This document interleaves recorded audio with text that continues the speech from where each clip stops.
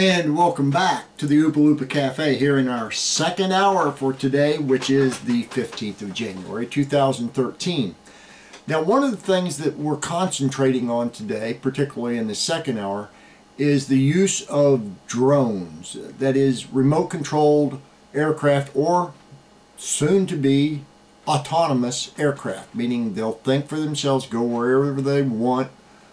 You give them a target and they'll go there no matter how many mountains or telephone poles or trees they have to go around to get to it. And that's where it starts getting really interesting, because in addition to the legitimate commercial uses, I'm not talking government uses here, but commercial uses such as cinematography, environmental assessments, archaeological assessments, as well as treasure hunters. We'll get to that in the next segment just a little bit, but there are a number of things that you can use drones for legitimately. There are also a few things that are illegitimate uses of drones. For instance, peeking into the neighbor's window, second story window, with some kind of a flying machine is probably not going to go over real well. Also, as you saw in the opening segment, one guy has actually attached a paintball gun to his drone to demonstrate that it could be even something lethal.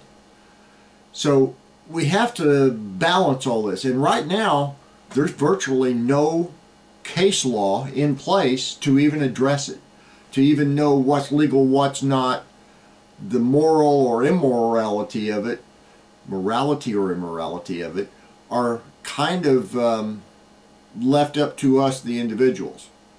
Well, we know what some individuals are like, so we can't really trust that. We're going to have to come up with a system or some set of rules, and do so in the short term, because these things are out there by the thousands, tens of thousands by now. So if you have one, please just use it carefully. Use some common sense with it. Don't fly it into the path of people, vehicles, wildlife, pets, any of that stuff, because they can cause injuries. Now, they're not going to cause severe injuries, not the ones that we're going to be showing today, other than maybe the one that has a gun on it. But they can, in essence, for instance, the propellers will stop as soon as they hit something. But if they hit your eyeball, that may be too late. Well, I'm going to shoot somebody's eye out with my drone. Oh, well, maybe. Who knows?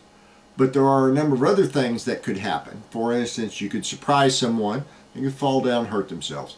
You can surprise your pet, plop, fell over dead because he was scared to death. But there are some really, really good legitimate uses for drones. And in this clip, one of those uses is highlighted because it is cinematography, and it's HD.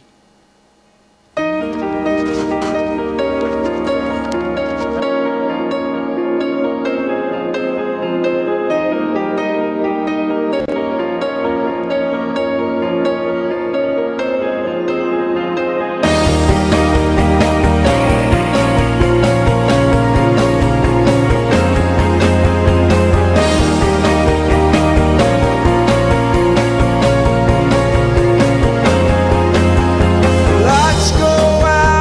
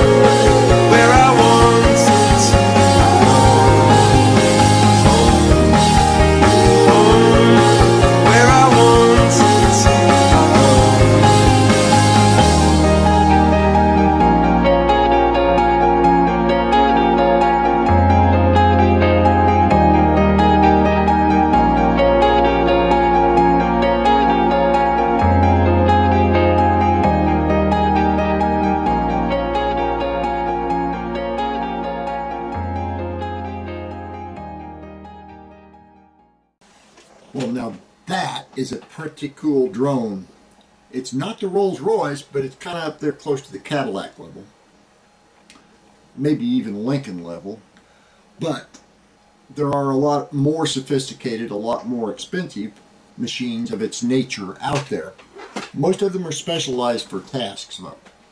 The interesting thing about the octocopter is it's versatile. You can attach almost anything to it. I wonder if that's how this picture was taken.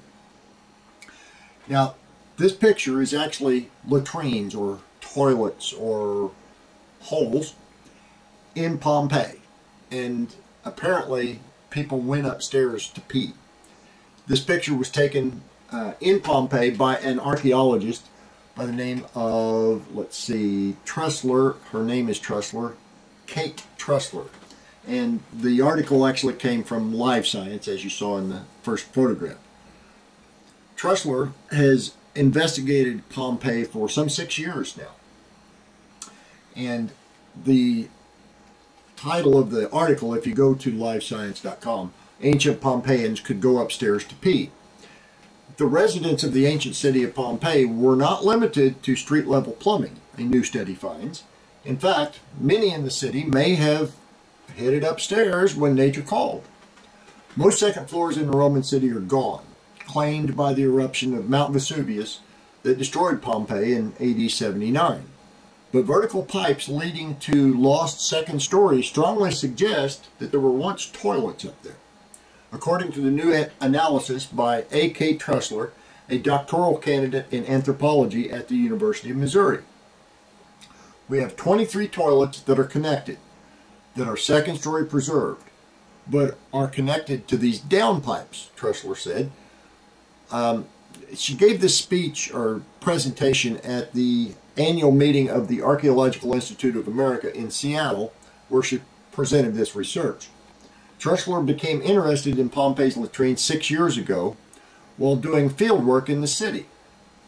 Previous researchers and previous works about Pompeii often stated that there was a toilet in almost every house, but Trussler found that statement confusing.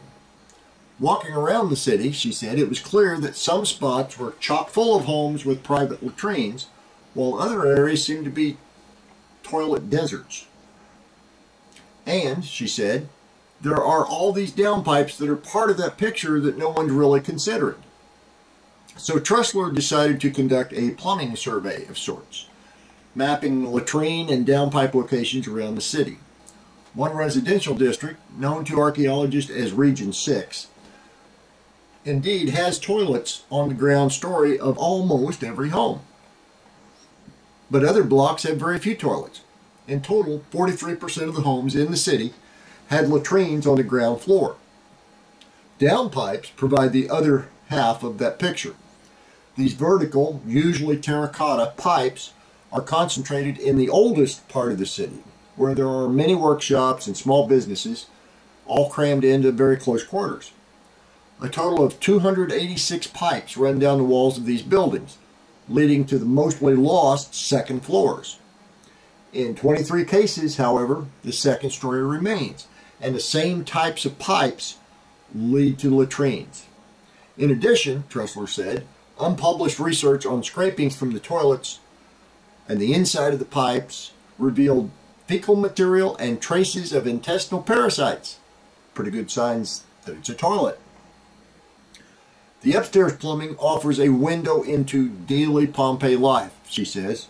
The sanitation features can tell us a lot about what people were doing on the upper floors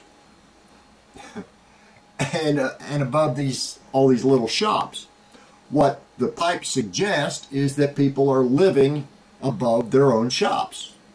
Some things never change, I guess.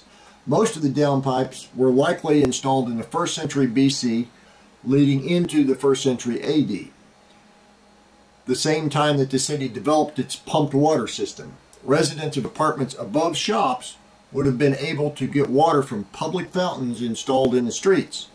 So you have a picture of urban development going on in Pompeii. And I guess, again, some things never change. But the pumped water system was not unique, but it was a pretty elaborate thing. We'll get into that some more at a later date, but Today, we'll get into more drones. Stick with us.